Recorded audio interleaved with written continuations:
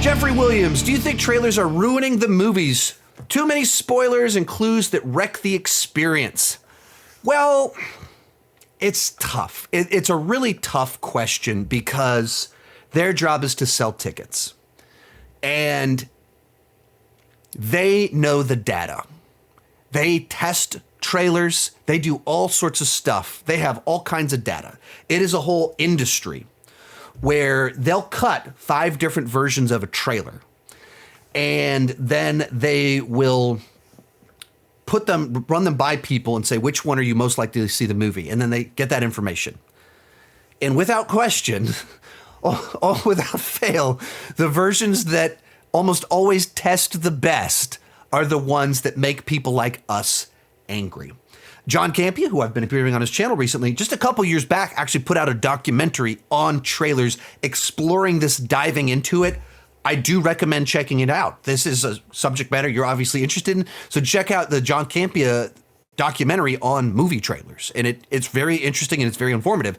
But part of the other problem with it is people say, trailers these days are starting to spoil movies. Trailers these days, they've always spoiled the movies. They have always done let's do the mini movie, let's do a synopsis of the film in 90 seconds. They've always done that. They've always given away twists. But up until the last 20-ish years, you only saw trailers in the theater and you didn't know you were about to watch the trailer. So before you'd see a movie, you'd see the trailer maybe 2 times, maybe only once. When you went to go see a different movie and the trailer played, that was your one thing going like, oh, that movie's coming out. And then you'd see a TV spot that's only 30 seconds. That shifted with the internet. But even I remember I was there in 99 when using my dial-up internet to spend hours to download the 240p low-res trailer of Phantom Menace. But it took hours to download it in low quality. So it wasn't until high-speed internet and really even kind of YouTube and this whole industry that I'm a part of where you have these people in a room in their house shooting videos and diving into it and writing, where suddenly if you put out a trailer, it's in high definition and a bunch of us grab it and we go frame by frame through it and come up with theories and we watch it 1,000 times. Trailers debut on the internet before we see them in theaters. It's this whole other thing to where it's like, do you design your trailer for people like us that dive into everything way too much? Do you design your trailer for people obsessed with this stuff, or do you design it for normies in movie theaters that aren't going to rush to the internet to watch everything? I mean, every time I go to the movies, like opening night, a trailer will play. And for me, I'm like, I've already seen it 10 times. Why are people? And the trailer starts and people are like, oh, what's this? What is this over? Okay, pretty forest. And then a monkey starts, or an ape starts talking and people go, whoa, they're doing a new Planet of the Apes movie? This happened a couple days ago at the Marvels. I'm like, oh, it's Planet of the Apes trailer. And then as soon as it cuts to talking animal, the theater you can feel the energy in the room liven up because all the normies finally saw the trailer that we watched 2 weeks ago.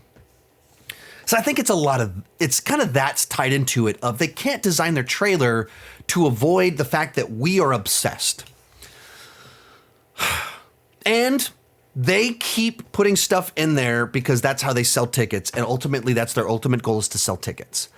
I think the problem that I have is when you spoil a plot twist, you spoil a cameo.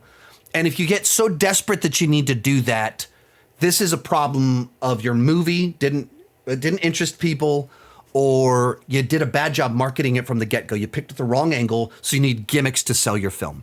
So the final trailer for the Marvels spoiled a cameo.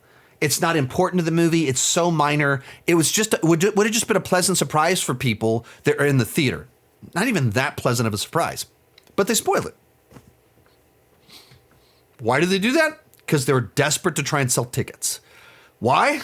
Because the earlier trailers didn't find the right angle that actually connected with people, because the movie in general isn't one that the ton of Marvel fans are just rushing out to see. So it's all of that. So the reason that they put too many clues, the reason that they put spoilers in there is because they're desperately trying to sell tickets.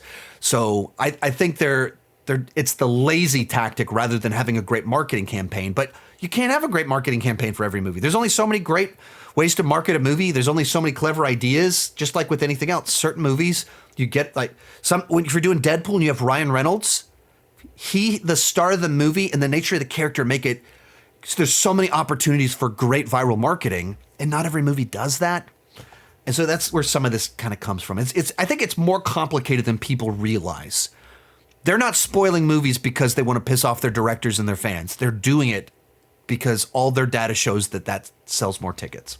Most of these clips are pulled from my Patreon live streams. I do about 6 live streams every single month. For $2 per month, $20 per year, you can get access to all the exclusive videos and live streams. For $5 per month, you get your name on my end card. At the top tier, you get a 30-minute video chat with me each month. The link down below in the description has more information.